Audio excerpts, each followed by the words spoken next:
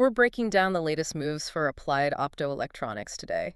There's a lot of noise in the market right now, but the real story is this massive clash between exploding AI data center demand and the painful costs of aggressive capacity expansion. Yeah, and the stock is definitely feeling that pain today. It really is. It's currently trading at $88.14, which is down nearly 10% today from a previous close of $97.82. Right, but you have to put that into context. Oh, exactly. If you pull the chart back, I mean, this company is still up over 287% over the last 52 weeks.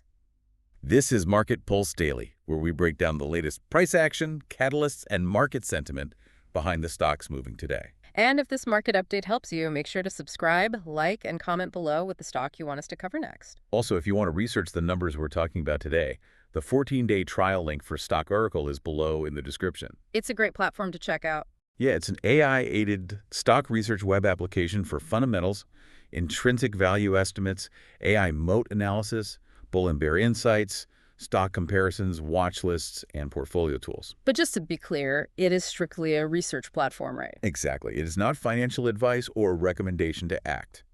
AI insights and valuation estimates can be incomplete or wrong. Data might be delayed, so you always have to verify the facts yourself. Right. And just a heads up, that is an affiliate link, so the channel may earn a commission at no extra cost to you. Perfect. So now, looking at the fundamental catalyst driving this massive volatility today, we really need to dig into what they actually do. Yeah, Applied Optoelectronics specializes in the vertical integration of optoelectronic components. Which, in plain English, means... It means they manufacture high-speed transceivers, the ones that are absolutely essential for AI cluster connectivity. Okay, so this isn't just standard data center cabling. No, not at all. Because AI models need exponentially higher bandwidth, the industry is shifting toward 800G and 1.6T transceivers. So we're talking about moving 800 gigabits, or even 1.6 terabits of data every single second. Precisely.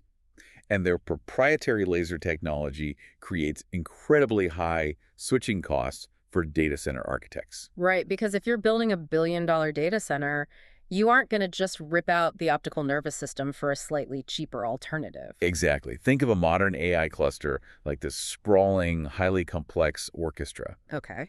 You have tens of thousands of processors, which are the musicians, right?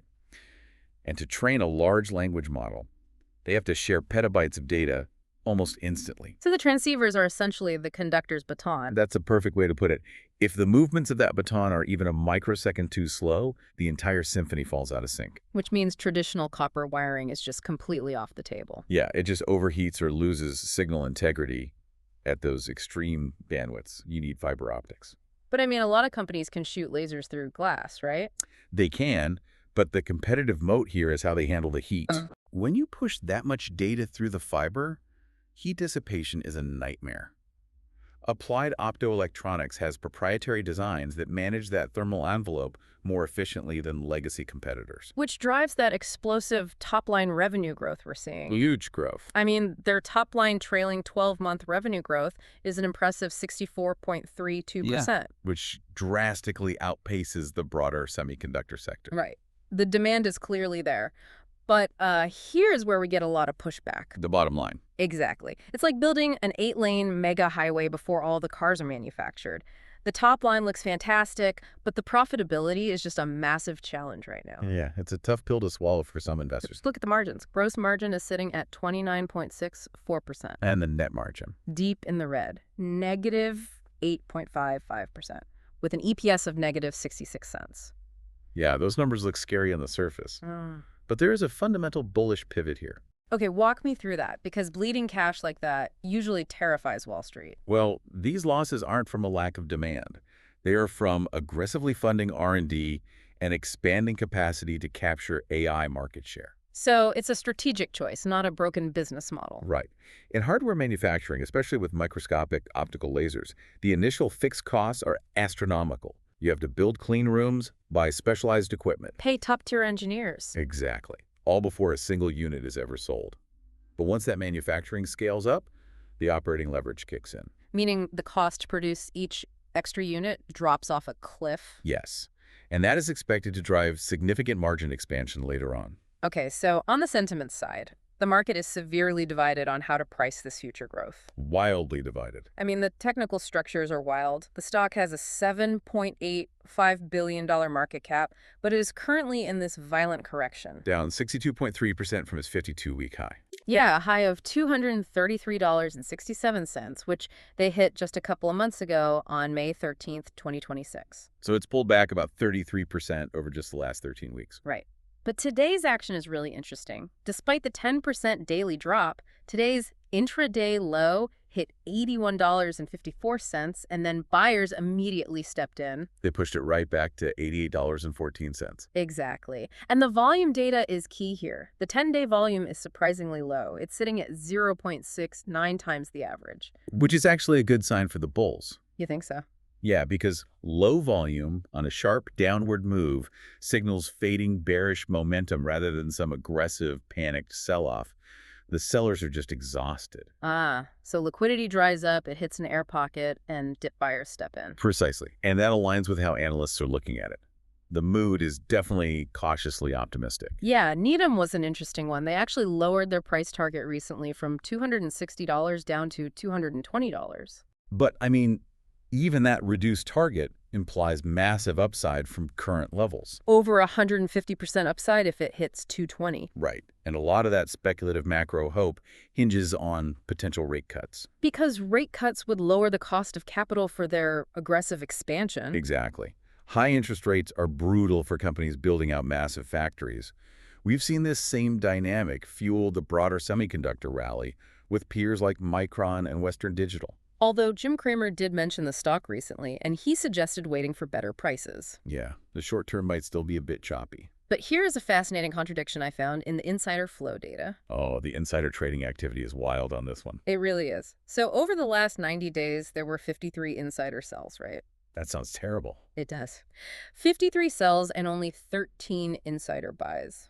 Management heading for the exits. That's what you would think.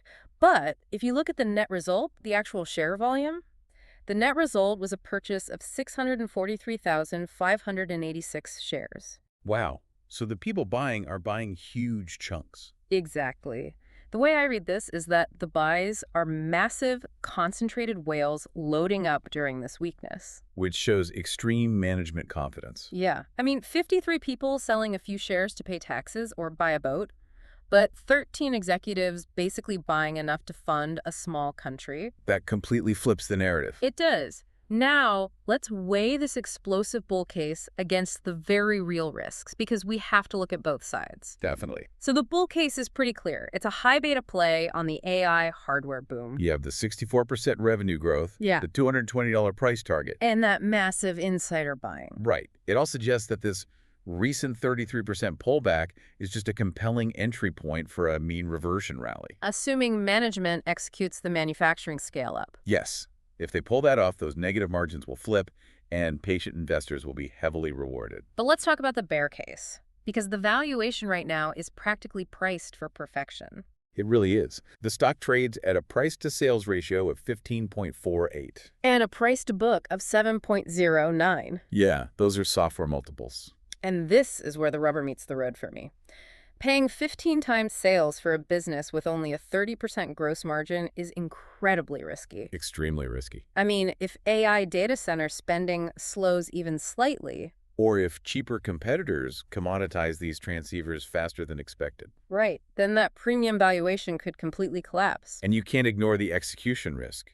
The entire thesis rests on management's ability to scale manufacturing without running into production bottlenecks or yield issues. Because if a fabrication machine is off by just a fraction of a millimeter, you're throwing away thousands of dollars of raw material. Exactly. Hardware is brutally unforgiving. So what should investors watch next? What are the upcoming catalysts? Well, the core dynamic right now is that the company is highly volatile and deeply oversold in the short term. But positioned right in the center of the AI networking narrative.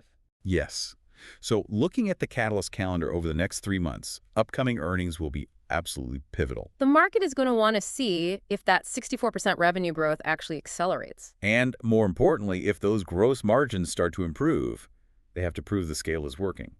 What else should we keep an eye out for? AI infrastructure conferences, those are huge for this sector. Oh, right, where they announced the new hardware milestones. Exactly. Any news about new 800G or 1.6T transceiver milestones could be a massive catalyst for the stock. Okay, so if you're listening and you want to research the company behind today's move, compare those valuation multiples, or track these upcoming catalysts, make sure to check out the 14-day trial link for Stock Oracle below in the description. It's a great way to dig deeper into the fundamentals. It really is. Stock Oracle provides fundamentals, valuation estimates, AI bull and bear insights, and portfolio tools.